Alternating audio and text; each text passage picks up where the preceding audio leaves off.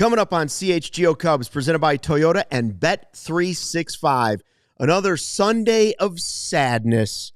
So close to a sweep, and then it slips away. Should Michael Busch have been in the game? Therapy with us next.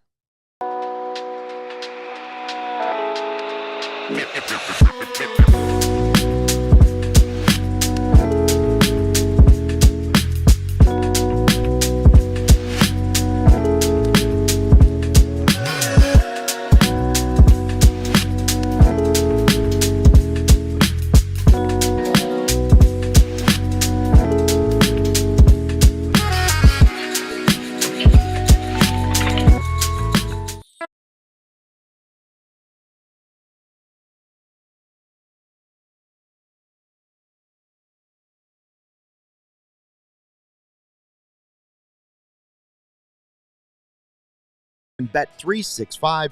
Whatever the moment, it's never ordinary. Use the code CHGO365 at signup. Cubs below 1 at Wrigley Field. 8-7 the final. They had a chance at a sweep over the Padres, who came into this series unbeaten at 7-0. So obviously a really good team, a chance to do some serious damage and win their 6th straight game. Instead, the winning streak stops at 5 in a row in brutal fashion at Wrigley Field. Luke Stuckmeyer, Cody Delmendo, Kevin Wells with you, Sarah running the 1s and 2s. And if you are listening or watching this on the old CHGO Sports, the general CHGO Sports YouTube channel, flip on over. Flip on over, because pretty soon none of our shows are going to be there. We're all on the new CHGO Cubs YouTube channel. That's where we'll be reading the chat and having fun with everybody and having a good time. So make sure you subscribe to that. We've been doing that for about, a week and a half now. And a lot of fresh content there to check out as well. We'll talk about this game. We'll talk about this series, and we'll look ahead to the next one as well on this show. This, in general, guys, though, first thoughts, I know it's a good series, but this hurts for the second straight Sunday because they blew it last Sunday too.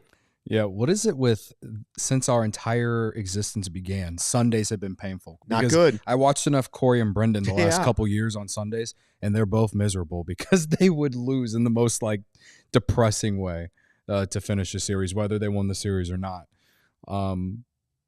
Anyway, yeah, it's just kind of a bitter feeling. I mean, you won a series that I don't know how people felt going into Friday.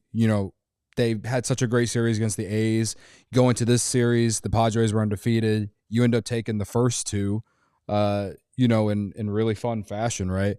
And you had the opportunity to sweep the series today, and you led 7-3, and you let it go. And I think there's a handful of reasons why they blew this game. I wouldn't say it's just because Justin Turner dropped the ball in the 9th inning. It's not just because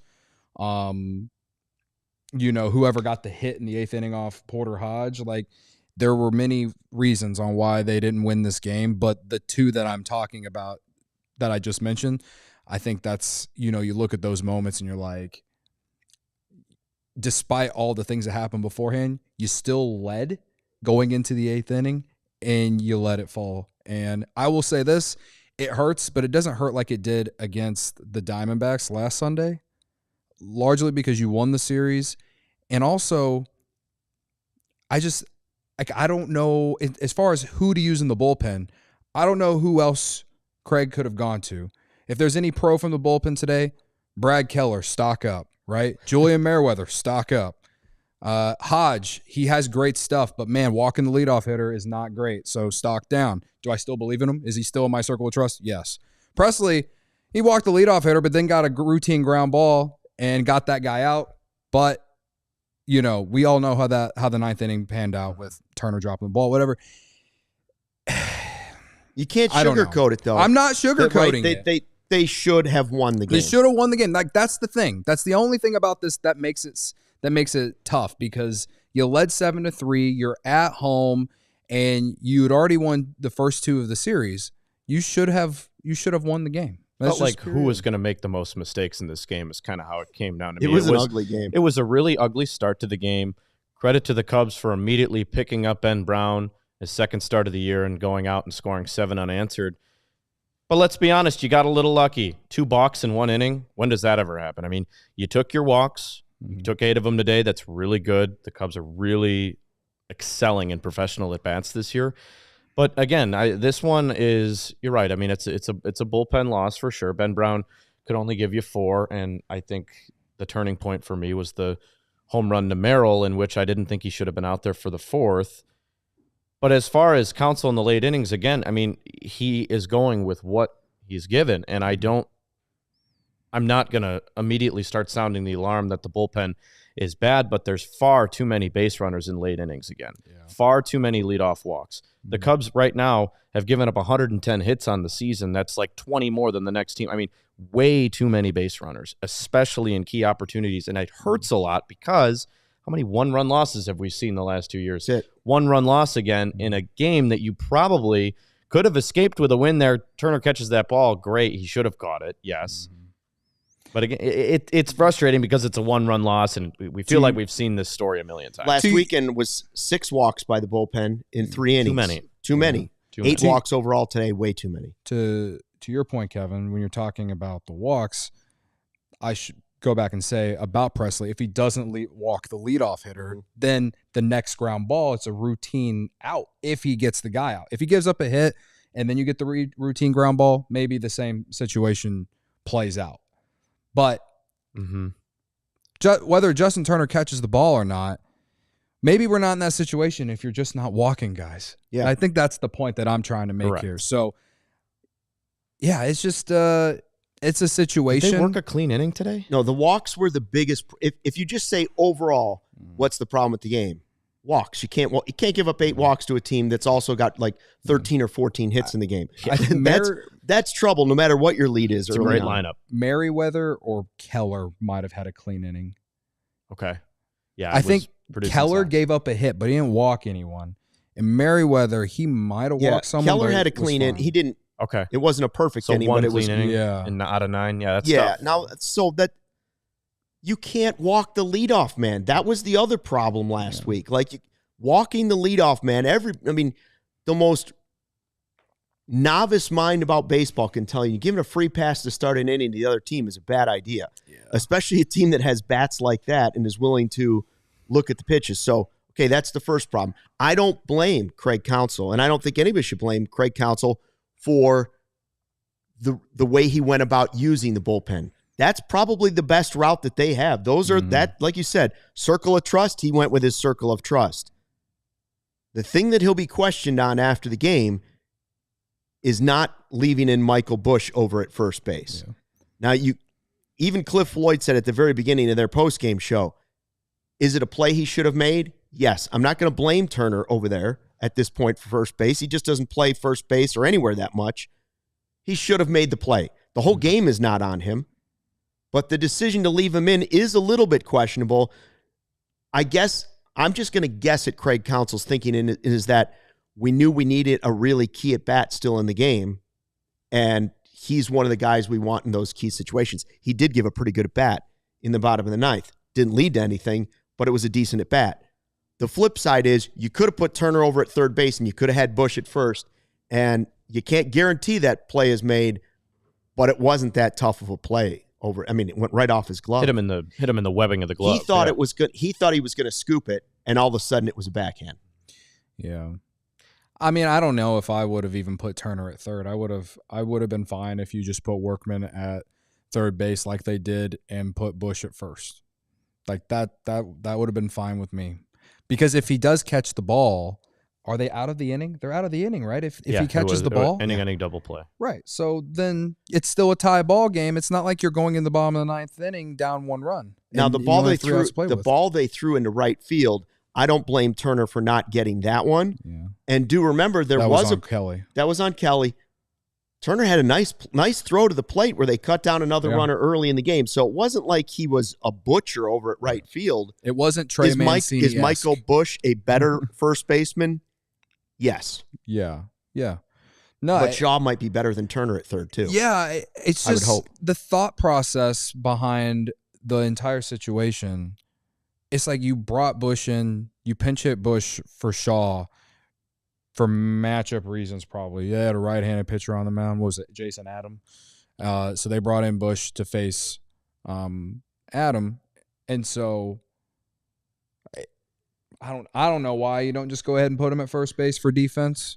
My guess is Counsell is probably saying, hey, we really didn't want to use Michael Bush today at all if we didn't have to. This was supposed to be probably, and this is what I'm assuming he's probably going to tell the media when he's inevitably asked about this. The chat will tell us what he says. Probably. He is saying, hey, this was a scheduled day off for Michael Bush. We had to use him in the situation that he was there for, but he wasn't ever going to play the field. But that is worthy of us questioning why. Yeah. No, absolutely. That's absolutely fair. And but like I said, when you first asked me my thoughts on this game, like, to me, the reason they lost this game is, you turned out to be right, Kevin. When we were over by the TV, I said I'd let Brown come out for the fourth inning, just because his pitch count is still kind of low, and I'm also like, okay, if you take him out, who you bring in? You bring in Colin Ray, like. I mean, I guess we could have found out. We could have messed around and found out and see how things. But it was a lot of out. bullpen arms, even with the way it was. I get Colin Ray. That's kind of his role, right? That would have been my guess on who they would have gone to if they had taken Brown out after the third inning, is going to Colin Ray. So depending on what would have happened there, who knows? But yeah, I mean, Brown walked 4 or 5 guys today. He had a hit by pitch. He struck out 5 guys. The stuff that you could see, and I know his first 2 starts of the year have been shaky, much better in Sacramento last week, obviously, but than today. But it's not what we've seen, not what we saw last year so far. And so, even though they were up 7-3 after Kyle Tucker hit his first homer at Wrigley, it was still so early in the game that I think that's why I'm just kind of like, this one sucks because you could have swept the series, but there was still a lot of game left, and that's a good Padres lineup. So considering the Cubs bullpen situation and just, literally only 2 or 3 guys I feel good about. That's Merriweather, Hodge, and Keller right now. Yeah. And I don't have a feeling on Colin Ray yet because we've barely seen him. He hasn't pitched since March 31st. He hasn't pitched in a week. Right. So I was willing to see if Brown could figure it out as the game went along. He didn't after he gave up the home run to Merrill, and then it's a 2-run game. So that's what sucks. And you score 7 runs, you should win the game. But at the same time, it was really early in this game, and with that Padres lineup and the fact that they were playing desperate today because they lost the first 2 and they didn't want to get swept, I think they deserve a lot of credit. They're a decent team. They're a team that, in my opinion, when you look at how things transpired over the weekend, you can make an argument that they didn't necessarily deserve to win on Friday, Right. And so for them to steal this one today, it sucks, but it is what it is. I just don't feel as bad as I did last Sunday. Give credit to the Padres bullpen. They completely shut down the Cubs after 2 innings. Cubs didn't score another run after the first 2 innings. Yeah. So that's another problem is, the offense kind of went silent against the Padres bullpen. And so that's one thing. I do have a question. Back to the Turner at first and whether or not he should have been there. The flip, I don't know what he said in the press conference afterwards. I'm curious how that went. If anybody's seen it in the chat, let us know. Would you rather have Turner at first base but available to bat third in the 9th? Because at that point, it's still a tied game. Mm-hmm. So in order to win the game, you're still going to have to score a run, at least one. Would you rather have Turner at first, but the flip side of it is then Workman's got to bat third in that inning. So if you're trying to score a run, would you rather have Turner or Workman taking that at bat in the 9th inning? That's probably his argument. Yeah. The other way. And Workman's I don't even know if Workman has had 5 at-bats. 5 plate appearances. No, I mean, tons of action in Cactus League, obviously, and then since then it's been very little. So I don't know. It's interesting. I'd be curious to see what his answer is, but I don't have problems with the way he used the bullpen. I think if there's anything anybody could question, it would be whether or not, including I know Cliff Floyd did, should Turner have been at first base? And Justin Turner's already taking full responsibility for it in the post. Well, he should have made the play. Ball's got to yeah. be caught. Yeah, it wasn't even a tough play to me, like at least for a major league player. And like you mentioned earlier, he made a really good play earlier in the game to throw Merrill out at home. So it's not like he can't make plays at first base. It's not Trey Mancini-esque. It's not Eric Hosmer-esque over there at first base for Justin Turner. So to answer your question, Luke, I think I would rather go the route that they went. I think I'm okay with Justin Turner. He'll make that catch 9 times out of 10, hopefully higher than that. You know, obviously this is the one time he'll miss a ball like that, but I don't trust Gage Workman in a situation where this Padres bullpen is, if it's not the best bullpen in the league, it's the second best bullpen in the league. You want a Gage Workman who doesn't even have AAA at bats coming into the 9th inning to face Robert Suarez? Yeah. I don't think so. The Padres high-end relievers have not given up hits this year. I mean, they are dominant. They generate a ton of swing and miss. This Cubs lineup took 8 walks today, but when those higher-end guys get in there, swing and miss, pop up. They're really good. They're really good. They get it done. We're going to talk about the series in general, and we'll also be looking ahead in just a minute. Hey, go ahead and let us know what you think in the chat. Do you think Justin Turner should have been at first base? Did the Cubs play it right today defensively at the end of the game? But first, a word from our sponsors. Toyota's got 25 new vehicles with available all-wheel drive and four-wheel drive.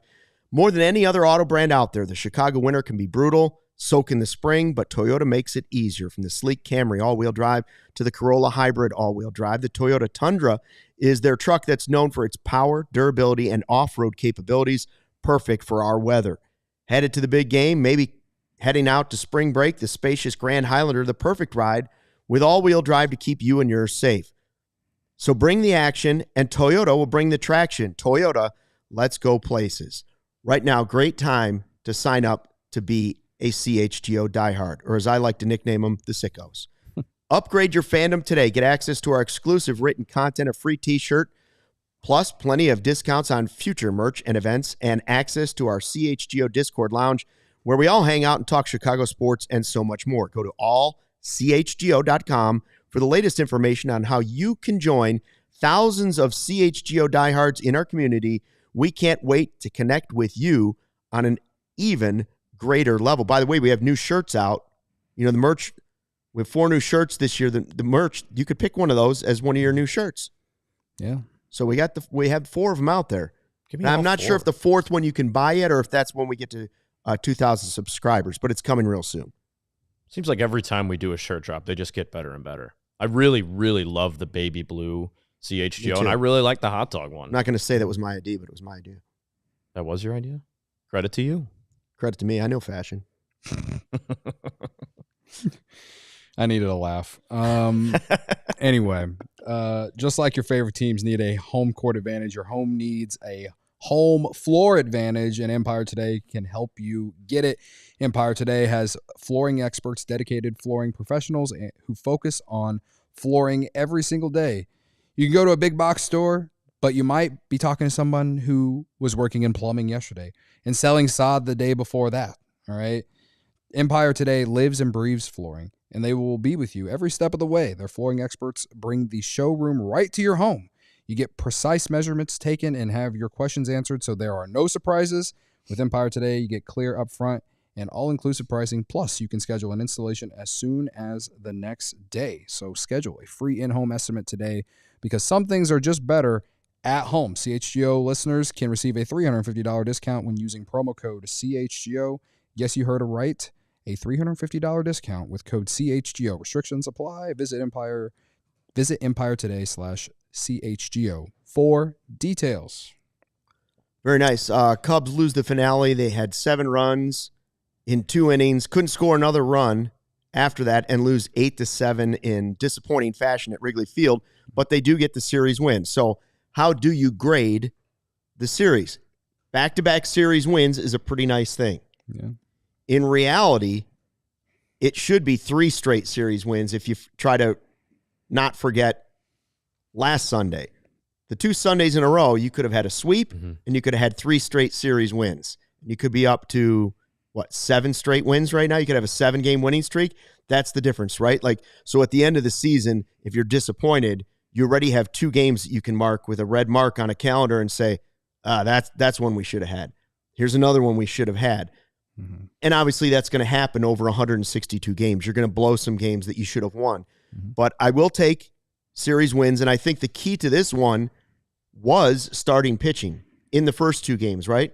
Pitching alone, it was Imanaga and Boyd gave you a chance to go ahead and do this. Yep. And Brown didn't have the start he wanted to have, and then the bullpen really couldn't pick him up afterwards. At least not everybody in the bullpen could.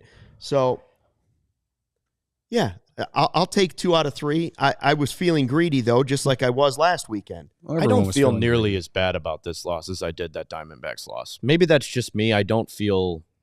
This was not, obviously, I don't like losing games to nationally contending teams, especially when you have the lead early on. But that Diamondbacks loss was a game. It's like, geez, man, you really needed that one. This one, I know it's at home, but man, the Padres are really good, and you kind of got lucky early on. You didn't score since the second inning. It didn't feel like a clean game to me. One you should have, but I'm a lot less upset about this loss than I am the Diamondbacks loss. That Diamondbacks loss was just ugly, man. It was right there for the taking.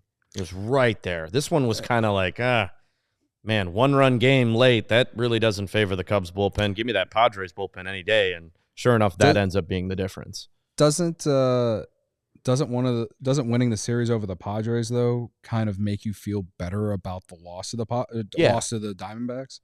Like, oh well, I mean. Like, sure, maybe if we look back and the Cubs, finish a game behind Arizona, sure, perhaps, right? I'm just saying in the moment right now, they lost that game to Arizona and then they won 5 straight. Mm-hmm. And that includes a sweep over Sacramento or the A's, whatever, and then winning this series. And again, winning this series against a team that's was just battling with the Dodgers in the NLCS last year. And honestly, at one point in that series, I thought they were going to win the series, right? So a really solid Padres team that showed today why they were undefeated coming into this series. So to me, the way that I view the series is it's kind of it doesn't, how do I explain it? It doesn't take away that you blew that game to Arizona, but you made up a game against the A's by sweeping them, and then you won this series. And I guess in my own head and how I view things and how I am hopeful about how the rest of the month goes, you still split the series with the Diamondbacks. You didn't lose the series. Right? And then you went and swept a team that I gave the A's more credit going in. They swept them. They punished them, right? And then as much as I feel like maybe the Cubs got away with one on Friday, they still won the game. They had great starting pitching from Shota, and they scored enough runs, and they did all the things on the margins that you have to do to win. Then yesterday it was kind of like it was a snooze fest. It was a fun game to watch. You got Matt Boyd shoving it, then getting emotional in post game because his dad and his grandpa were Cubs fans growing up, and then Ian Happ's 1,000th game, and all these things coming out of yesterday. You go in today with some really good vibes, and I know it feels like this game kind of just destroys that, but it doesn't. You won the series, and now you have 3 games against the Rangers, and I'm sticking to my guns on what I've said. I don't care about the schedule. Teams know they can't come into Wrigley Field and just sweep the Cubs. They know this. All right. The Cubs, they're not the Dodgers. They're not the Orioles, the Red Sox, whatever. But they're not an easy team to beat either. So the Cubs have to do what they can control, as in playing well on the margins like they have to start the year, whether that's good base running, right? Not making errors like they did today, and timely hitting. Those are the 3 reasons, and starting pitching. Those are the 4 things on why they are 7-5 right now and have played one of the toughest schedules to start the year. So that will only get harder now as the month goes. Which is why it would have been incredible to have a couple more, or at least one of those 2. But absolutely. Yeah, absolutely. I'm not disagreeing with what you're saying. I'm like, They could be sitting really pretty considering how tough the month is. I'm not going to bring up it was a week ago, but the difference between the two games last Sunday and this Sunday, Matt Boyd was great last Sunday.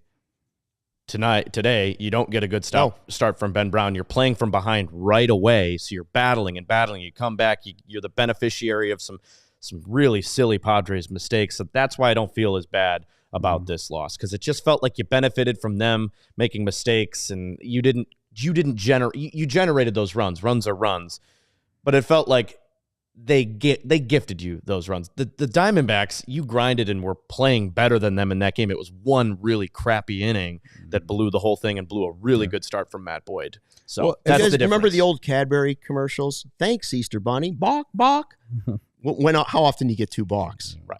Yeah, not very often. Sarah, by the way, Sarah, do you have that sound? Sarah's got Justin Turner after the game. Let's listen to that real quick, and then we'll pick up with this.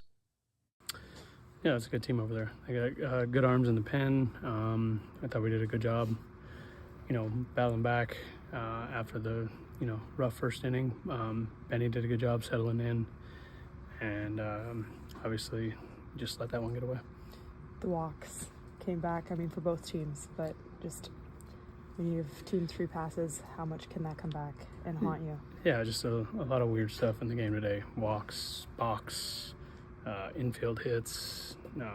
So obviously wasn't a clean game by any means on either side, and I think we let that one get away from us. You've probably made that catch 1,000 times. Take us through what happened there. Yeah, it's just that kind of tweener one. Not sure if it's going to bounce or stay up, and trying to get out there and get it before it bounces, and just missed it. No excuses. The ball's got to be caught. So Turner taking accountability afterwards. Again, I would say you don't put the blame of the game on one player. For me, it was the walks. And I'll say it again, walks have been one of the biggest stories of the Cubs all season. Mm-hmm. They lead the majors in walks. Yes, they played more games than almost every team in Major League Baseball, but they're walking at a really high clip. Just in this series, 23 walks, 7, 8, and 8. Yeah. You have that many base runners. That's one of the positives of what's going on with the Cubs. We mentioned the negatives with the walks, 6 against the Diamondbacks in those last 3 innings, and then today, 8 overall in the game, including the 8th and 9th walking the leadoff man. On the flip side of it, Cubs batters have been doing a great job of getting on base, especially when the weather's like this. Here's a big brain question for you, and I don't know if you'd be able to answer this, because then we'd have to look at every because team. My brain's small? Or? No. Wait a minute.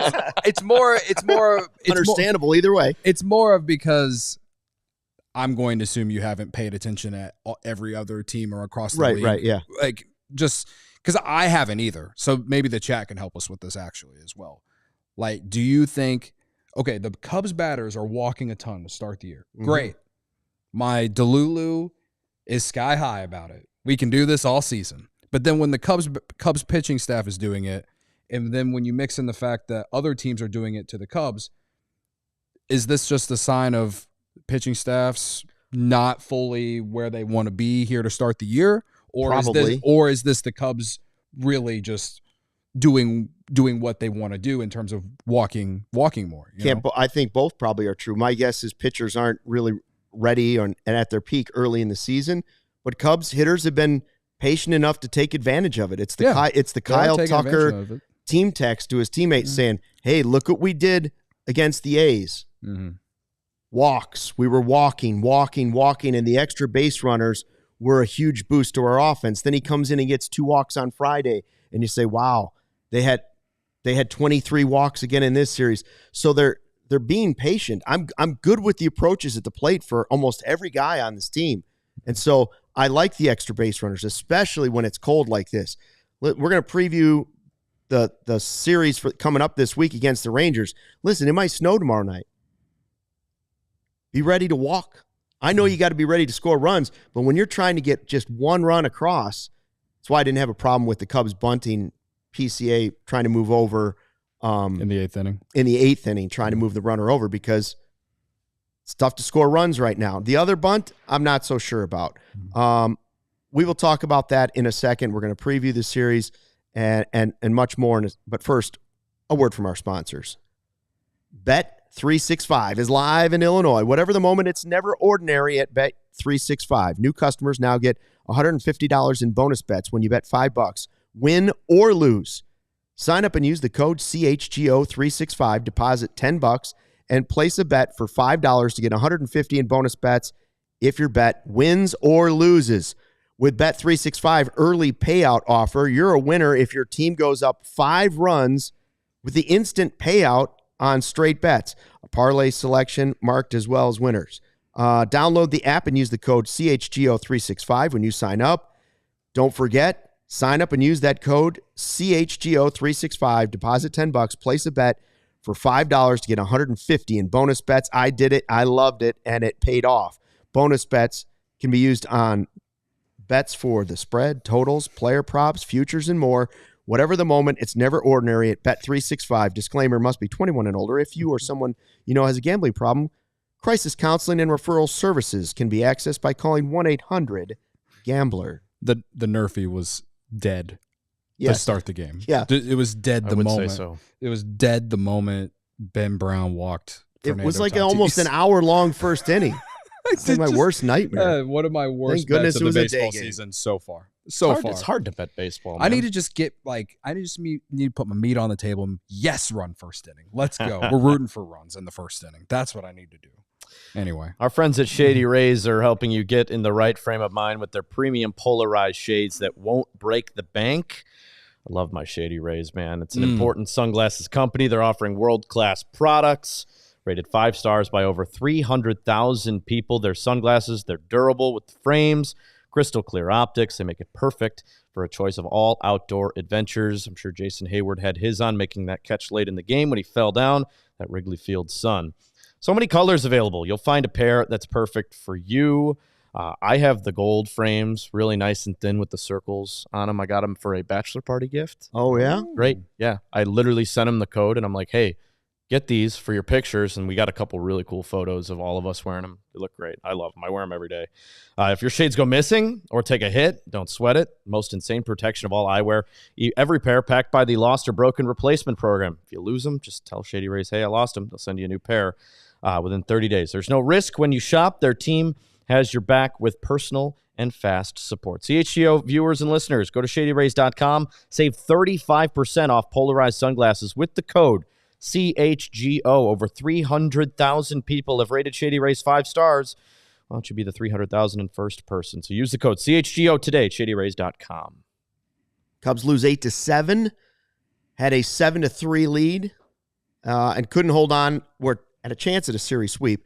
And we are here on the CHGO Cubs YouTube channel. If you're listening on the main channel, CHGO Sports, flip on over, tell a friend, tell a neighbor, tell a relative about the new CHGO page. We have a super chat, $2 from Braxton.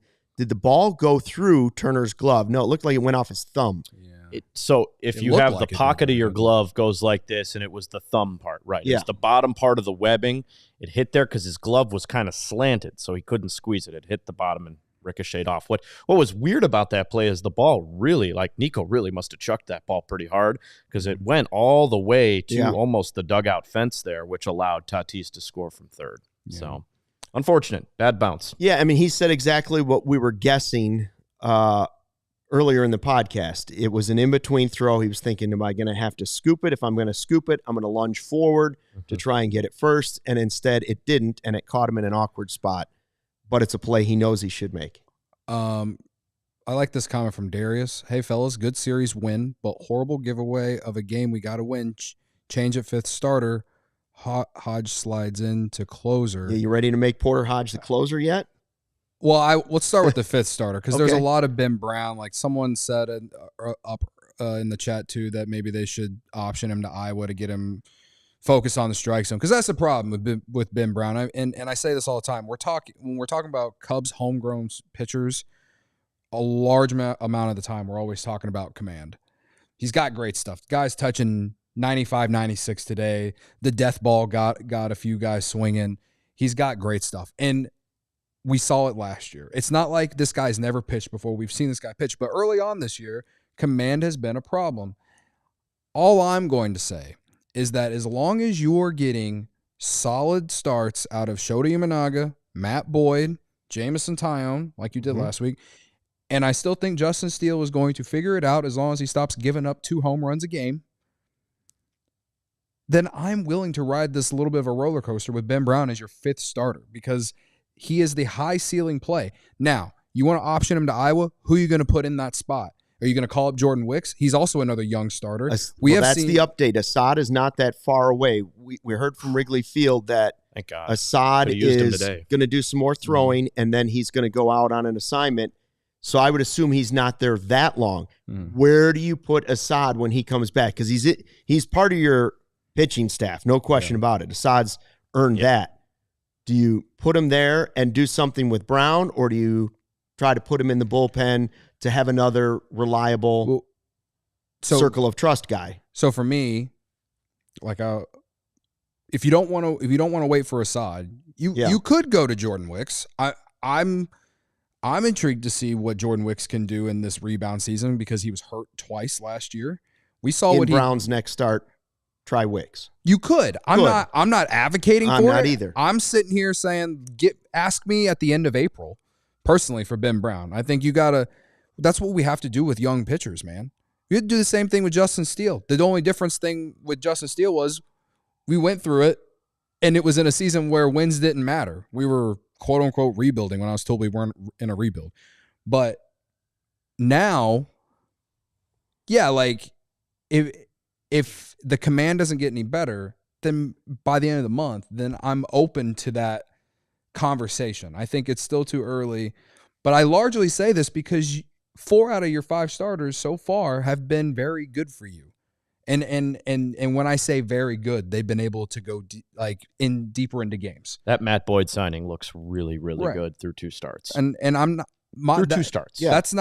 That's not surprising to me. My whole thing about Matt Boyd was health. So far, the health has been there. So let's all freaking knock on wood, say a prayer every night you go to bed that Matt Boyd is just sleeping perfectly and everything, right?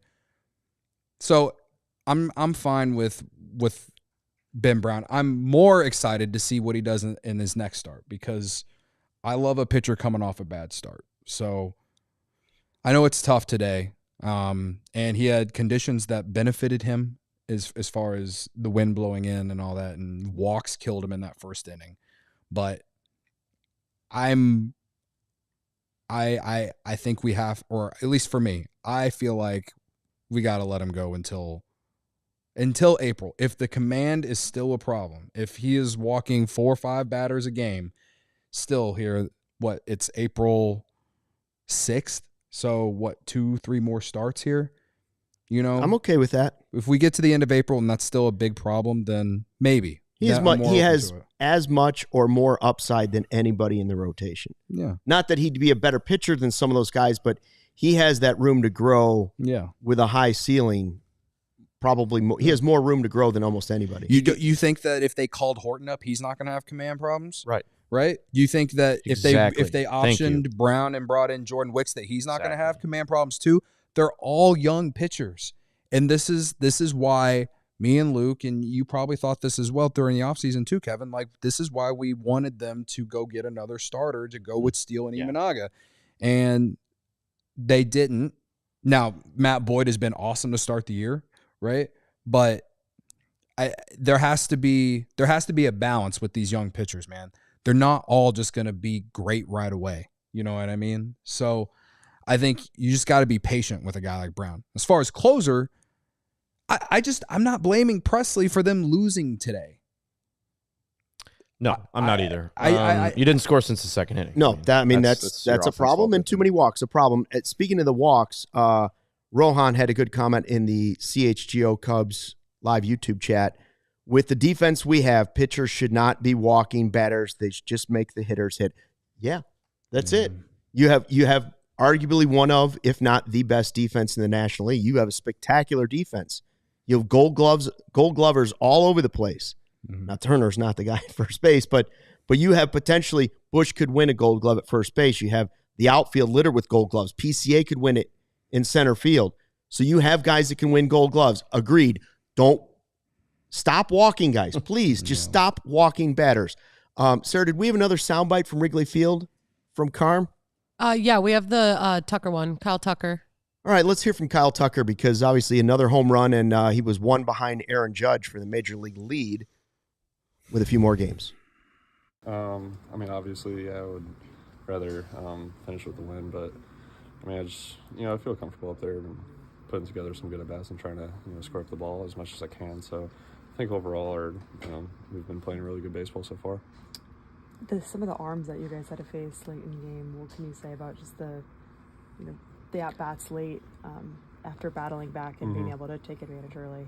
A lot of these, pretty much every team in the league has really good arms, especially in the back end of their bullpen. So, it's tough, but, I think we've been putting up some at least quality at-bats and grinding them out and kind of making them, kind of earn it and work for it. So, sometimes it goes your way, sometimes it doesn't. So you just got to keep battling up there and do your best. How do you get through the weather when it's cold and just the same mindset that it's a 75-degree day? It's tough, but at the same time, you kind of got to mentally just know that regardless of how cold or warm it is, you still got to go out there and play and perform. So, it got colder throughout the game, but if you just keep the same mentality that you just got to go out there and have a really good at bat and play good defense and everything, just treat it like you just got to go perform no matter what. Did you think that was going to be a big adjustment for you coming playing here in April and all that? Obviously I knew it was going to be pretty cold here at the beginning and probably at the end of the season. So, we got some stuff to keep warm and whatnot. So I just try and do my best to go out there and just play. Craig has talked about how some of the He's going to get a taste of real cold the next couple of nights. Yeah. Real cold. High of 39 tomorrow. Yeah. And it's a night game. But he has been as advertised and probably even better than that in these first couple games. Man. Absolutely excellent. There's not enough words to describe just how damn impressive this guy is at the plate, man. Doesn't chase pitches, hits everything hard, hits everything the opposite way, has pull power, takes plenty of walks, situational hitting. There's not one thing I look at Kyle Tucker right now and I'm like, yeah, you should do that a little bit better at the plate. He's on pace for 67 home runs this year. Right now. Yeah. Hell yeah, dude. 5 homers. Hold on. Cody, if you need to, go ahead and spray him. The reality spray. Slow down a little bit, everybody. 67 homers. Slow down, everybody. He has homered. He's going to get 160 RBI. He's homered in 11% of his at-bats last year. 23 homers and 277 at-bats. That's 8% of his at-bats ended up over the fence. 8%. Right now, he's sitting just a little bit higher than that. So if you average it out, I know he played like less than or about half the season last year. So we'll see. It's kind of hard to see. I got some water on my glasses. But listen, man, he's excellent. He changes the entire identity of the team. We knew he would. We said that in the emergency pod. We knew he would, and it's been an excellent start for Kyle Tucker. I mean, he absolutely hammered that home run today. Hammered it. 106 over the fence in the cold. He's been, as advertised, he's been excellent. What was the stat they showed on Marquee? 14 hits and 11 walks in the last 10 games. Yeah, more walks than strikeouts. And like I said, 5 home runs is that was straight into the wind today, by the way. Early in the game, that was hammered it. That's out of the ballpark on a normal day. I think that what hurts me the most about today's loss is that we're sitting here talking about Justin Turner dropping a ball in the bullpen and whatever, instead of talking about Kyle Tucker hitting his first homer at Wrigley in a big moment to give the Cubs a big lead. And just, man, that was such an awesome moment. And now it's another awesome moment paired with a loss. It just goes with what it's like to be a fan of this freaking There's going to be so many more awesome moments with this guy this summer. Yeah. I mean, he has that gene. He's awesome. I mean, everything about him being able to flip in that second and third row. I like the way Counsell has deployed that with the lefty and the righty matchup, him and Seiya flip-flopping in that 2 and 3 hole.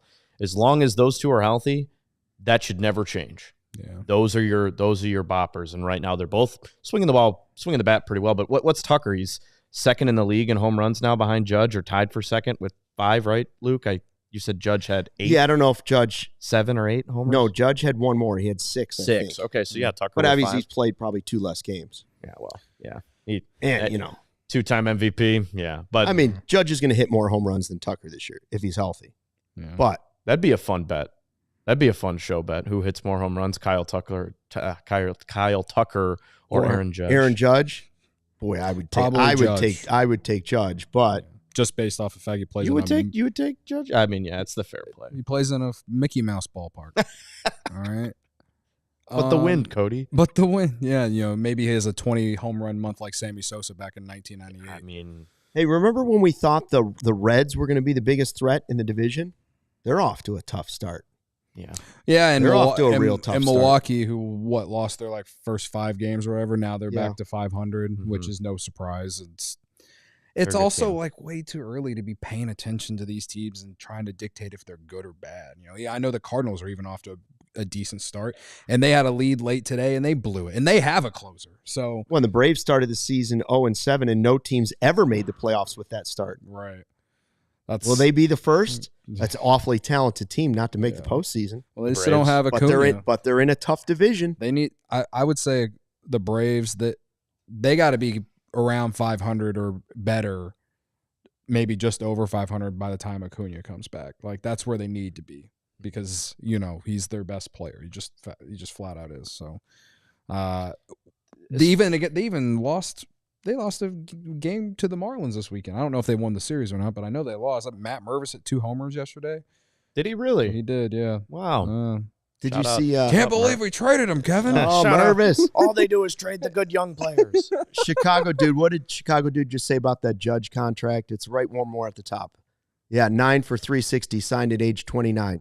Yeah. Listen, I can't bang that drum enough. When he was out there, I was like, listen, if you don't think he'd be a vibe at Wrigley Field, he would. And now you have the same type of opportunity with Kyle Tucker. Don't let it pass again. I don't want to do that every single show, but every time I look back and see Judge doing something, or Bryce Harper, or whoever it might be, I think to myself, missed opportunity. I think the difference between Judge's contract and Kyle Tucker's potential contract now is the market's different, and Juan Soto just got paid $765 million. Now, just as the market will be different in 3 years. Sure. Right? The difference between Juan Soto and Kyle Tucker is Juan Soto is 26, and Kyle Tucker's 28. So, it will just depend on what those numbers are at the end of the year. As much as I'm going to tweet the extend Kyle Tucker picture that I got at Friday 120 every time he does something awesome this year, we all know that this is going to free agency. We all know that this is going to be something that we talk about in December. I'll be surprised if it's something that gets done in season. I would applaud them. I would celebrate it like it's, like we just won the World Series if they did it. But, that way Luke doesn't have to spray me with the reality spray every single show. Let's just call a spade. That's just how I feel. I think that's how most people feel, that this is going to free agency. And honestly, it'd be smart for him as his agent and him, that it would be smart for them to probably go to free agency and get into a bidding war with whoever, the Cubs and whoever else. If you do that, though, you are in let's say the Cubs offer you a deal right now, or they're talking. Let's say hypothetically they're talking, and the Cubs throw $450 million on the table. If you're Kyle Tucker, you're probably thinking about it, right? Because you just had a really bad injury last year. Yeah. That plays a role here too. It's guaranteed money. Yeah. Exactly. Yeah. So I think I have no idea what's going to happen there. Yeah. It could happen. Yeah. We could get the press release before somebody tweets it out. We could get the press release in our email. It says Cubs signed Tucker to extension before we get the pass and bomb. We don't know. Yeah. I'll be shocked, but yeah, I'd like to be shocked. Yeah, I would love to be wrong about what I just said. So would I. You know what I mean? That is what I would love to see. But when you got Crane Kenny going on Marquee yesterday, bragging about selling more of the new legendary alternates than the Wrigleyville ones in a week, and talking about how much money they made from that whenever you're $30 million below the first-tier luxury tax on your payroll, doesn't instill a lot of confidence right now in a lot of Cubs fans. And, all I've said since they made the trade is if this team makes playoffs, wins division, whatever, goes and wins a playoff series, and he's a big part of that success, and you do not bring him back, dude, you're gonna have worse PR from that than losing any other playoff game you'll ever have. I think they know that too. You know what I I think mean? they know that. You'll have worse PR from that than anything that you could ever do on the field outside of of a player doing something really stupid off the field. From this series, what was your favorite play? Was it PCA's catch in center? Was it Ian Happ's catch yesterday? Was it Happ just not even a play, Happ coming to the plate? Or was it something from Imanaga or Kyle Tucker's home run today? What was your favorite Cubs moment? For me, it's the Ian Happ catch because was that the best defensive play? There was some. Yeah. I'm throwing in Machado's play today. Yeah, that was excellent. Oh, yeah. To get Turner, Turner was really chugging down down the baseline, but that was still an unbelievable play had at third base. He had a handful of miscues defensively this weekend, but that was for sure his that best was a defensive great play. I'll go with Ian Happ's catch on Saturday. They were up 6-7 runs, but in his 1,000th game, he himself took a lot from this game to remember. To not only play in it, hits the double off the wall in the first inning, and then has that catch later in the game. Like it's, when you see Marquee put up the graphic of the most the active players to have played 1,000 games with the same team, and you see Aaron Judge and Francisco Lindor, I think, and Jose Ramirez and maybe two more names, and then Ian Happ. I will stand on top of the hill when I say that Ian Happ is one of the most underrated players in this franchise's history. No one wants to appreciate this guy. No one.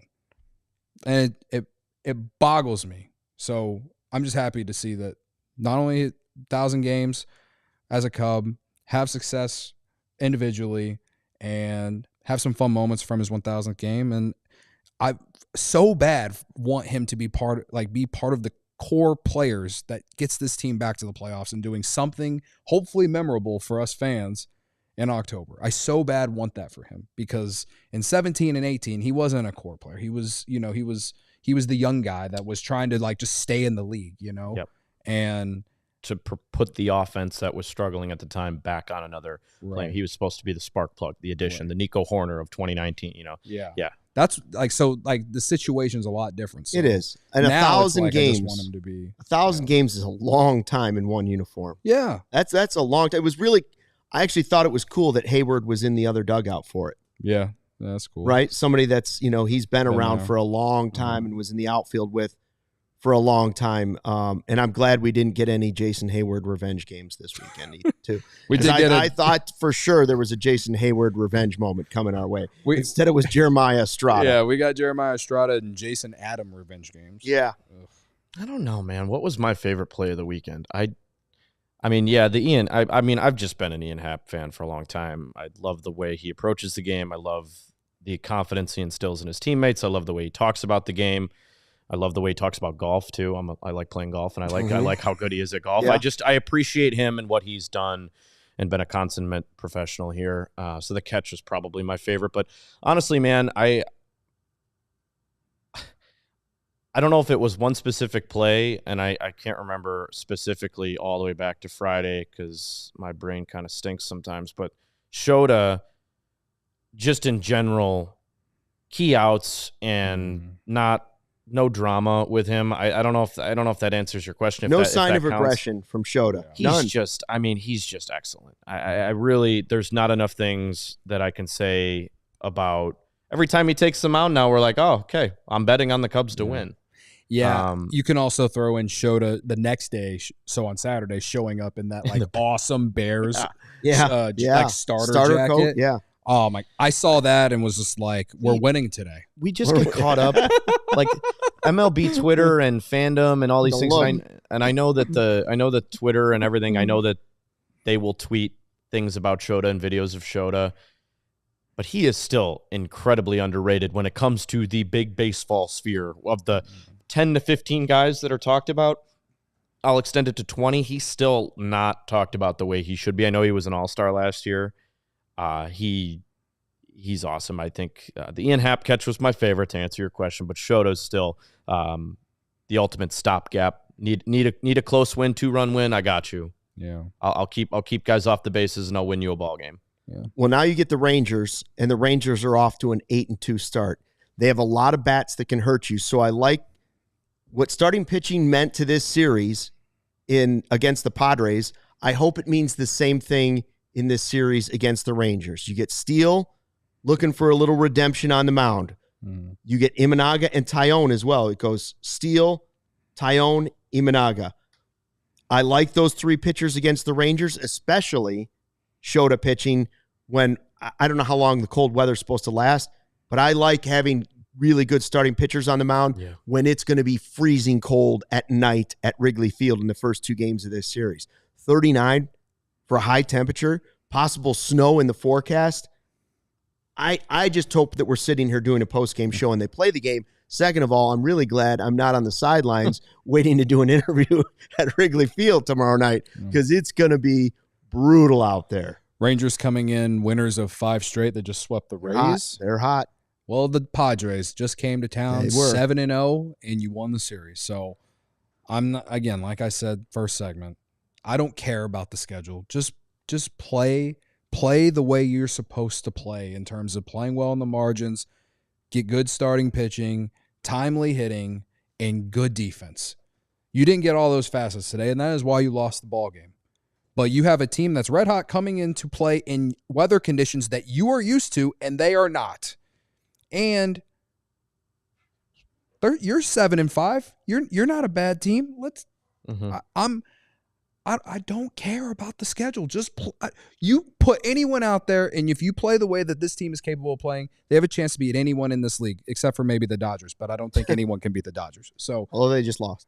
Let's that. To me, it's all about a bounce back tomorrow. Bounce back tomorrow. You said Steele starts tomorrow. Steele tomorrow. All right, Justin Steele. He's pitched his first 3 games on the road back at beautiful historic Wrigley Field tomorrow. I just saw his girlfriend post a TikTok. He just got one of the rarest Justin Herbert football cards, cards. Cool. Oh, really? And he the way he looked at it, because he was so excited that he got it. The guy is as happy as anyone right now after that. So he's taking some high vibes going into this start. I would say so. Yeah. Wow. So anyway, as we talked about with Steele before. Struggled early last start, but still managed to give you 6 2/3 because he got better as the start went along. Needs to keep the ball in the ballpark. Number 1 for me. You keep the ball in the ballpark, you're going to have a chance to win tomorrow. 2 things. No walks and keep the ball in the ballpark.